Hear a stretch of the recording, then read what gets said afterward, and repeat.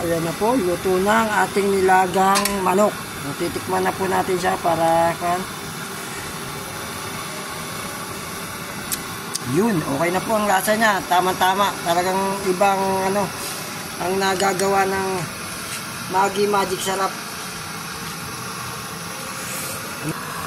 So, syempre, hindi natin palalagpasin ang ating mga lutuin. Gaya ng nakasanayan natin dito. Si vlogger po, titikman po ni vlogger ang ating lutuin. Babanatan na po natin siya sa lamesa. So, ayan. Papatayin na po natin ang kalan. Ang kalan po namin ay bagong-bago. Ayan, bagong raspa. Ayan. Sipatin na po natin.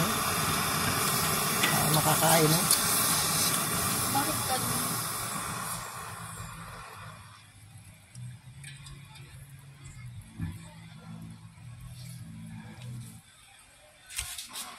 So, ayan na.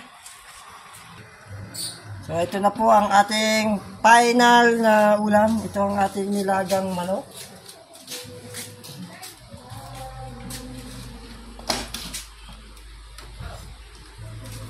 Oh.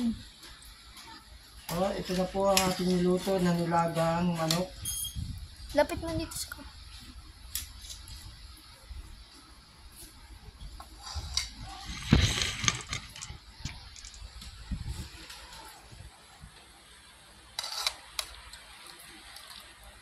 Wow. Tikman na po natin siya. Sibog, sinong Pilipinas.